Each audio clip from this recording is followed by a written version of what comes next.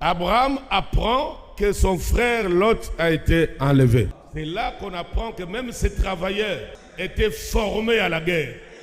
Ils exerçaient le service militaire. Et quand il a appris que Lot a été enlevé, il a organisé ce troupe pour attaquer ce roi. Ce roi qui était trop puissant à l'époque.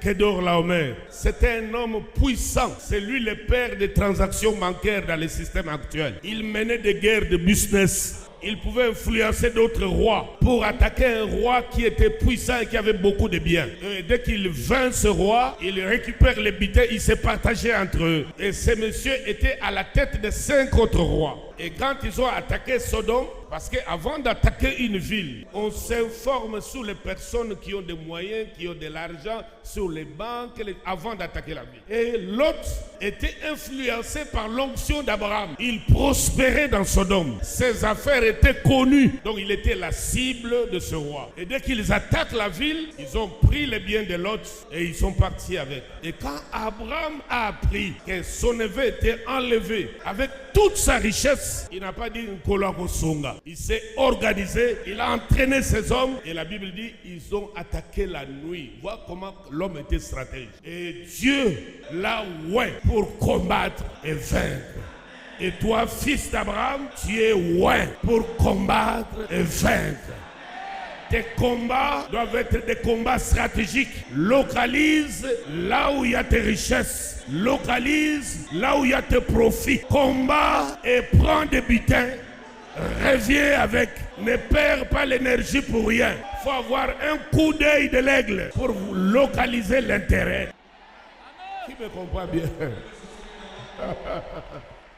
Localise l'intérêt. Dis à ton frère 4 fois, localise ton intérêt. Dans chaque relation, localise l'intérêt, le profit, ne perds pas le temps inutilement.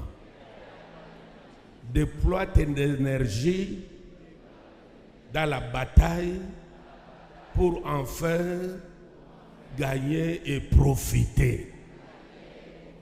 Je ne pense pas que si Lot était un minable, qu'on l'avait enlevé juste comme ça, s'il n'avait rien, d'ailleurs on n'allait même pas l'enlever. Mais il a vu que derrière Lot, il y avait d'énormes richesses qui ont créé même la division entre les travailleurs de 2 personnages. Et c'est Abraham qui lui a dit, regarde ce contrée-là, tu peux partir. Abraham vient la nuit, il cible le coin de la ville, il attaque. Or, c'est l'homme de la promesse qui attaque. C'est l'homme à qui Dieu a promis des choses qui attaque. C'est l'homme qui a l'onction de Dieu qui attaque. C'est l'homme source qui attaque. C'est l'homme de bénédiction qui attaque. À qui Dieu a dit, je te bénis. C'est l'homme béni qui avance. Et quand il avance, c'est la bénédiction qui avance. Il a dit, je bénirai, je te bénirai. Et quand l'homme de béni avance, c'est un convoi de bénédiction qui l'accompagne. Arasa karasa. Les anges l'accompagnent parce que la parole de Dieu engage le mouvement des êtres célestes en faveur de ces hommes. Quand Dieu dit, tu es béni, je te protégerai. Cette parole-là, les armées célestes chargés de protection entendent cela. Ils n'ont pas besoin des ordres supplémentaires. Quand Dieu parle de protection, ils se mettent directement au service de la personne. Ainsi en était-il avec Abraham. La bataille était spirituelle. Il a vaincu Kedorlaomer, s'il vous plaît. Ce roi extrêmement riche. Alors la parole de Dieu s'accomplit. Je te bénirai à l'extrême. Livre les batailles de l'intérêt. Livre les batailles de profit. Livre des guerres stratégiques. Alléluia.